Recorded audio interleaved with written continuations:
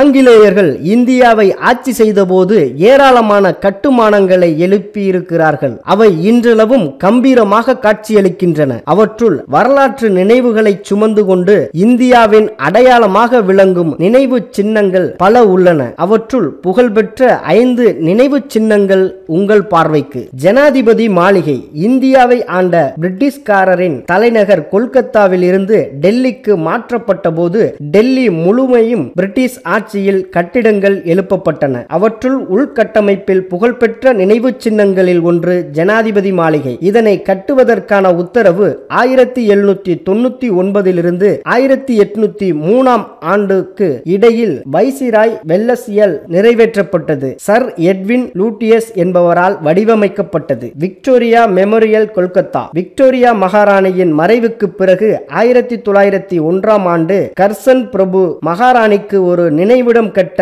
பரிந்துரைத்தார். அதன்படி மத்திய கொல்கத்தாவில் உள்ள மைதானத்தில் கட்டப்பட்ட பிரம்மாண்டமான பளிங்கு கட்டிடம் இது. 1906 ஆண்டு 5ஆம் ஜார்ஜ் மன்னர் அடிக்கல் நாட்டினார். கட்டுமான பணியில் முழுமை பெற்று 1921 ஆண்டு திறக்கப்பட்டது. வில்லியம் எமர்சன் என்பவர் இதனை வடிவமைத்தார். இந்தோ சாரசானிக் பாணியில் கட்டப்பட்டது.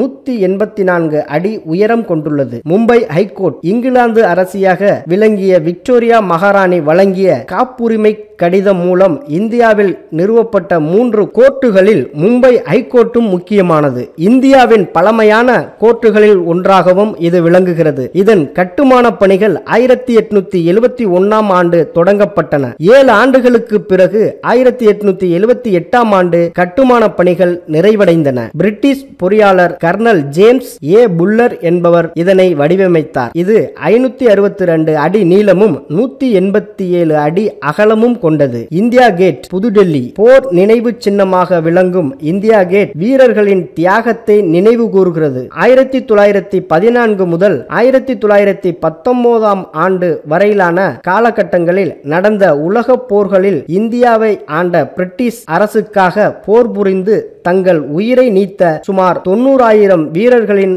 நினைவாக இது அமைக்கப்பட்டது. எட்வின் லூட்டியஸ் என்பவர் வடிவமைத்தார். Gateway of India. இது இந்தியாவுக்கு வருகை தந்த முதல் பிரிட்டிஷ் மன்னர் நினைவாக கட்டப்பட்ட நினைவு வளைவு சின்னமாகும். 1911 ஆண்டு பிரிட்டிஷ் மன்னர் 5ஆம் ஜார்ஜ் அரசி மேரி அப்பலோ ஆகியோர் பந்தர் துறைமுகத்தில் வந்திறங்கினர். இந்தியாவிற்கு பிரிட்டிஷ் மன்னர் ஒருவர் முதலாக வந்ததை நினைவு கூறும் வகையில் இது எழுப்பப்பட்டது. இதனை பிரிட்டிஷ் கட்டிட வடிவமைப்பாளர் ஜார்ஜ் விட்டன் கட்டமைத்தார். இந்தோ இஸ்லாமிய பாணியில் இது கட்டப்பட்டது. அதன் பிறகு இந்தியாவிற்கு வரும் வைசிராய்கள் இதன் வழியாக பிரம்மாண்ட ஏற்பாடுகளுடன் அழைத்து வரப்பட்டனர். இந்தியாவை ஆண்ட பிரிட்டிஷாரின் முக்கிய பிரதிநிதிகள் இந்தியாவுக்குள் வருவதற்கான நுழைவிட அடையாளமாக மாறியது. பின்னாளில் மும்பைக்கு படகுகள் மூலம் வந்திறங்கும் பயணிகள் பார்க்கும் முதல் கட்டிடமாக இது இருந்தமையால் இந்தியாவின் நுழைவாயில் என அழைக்கப்படுகிறது.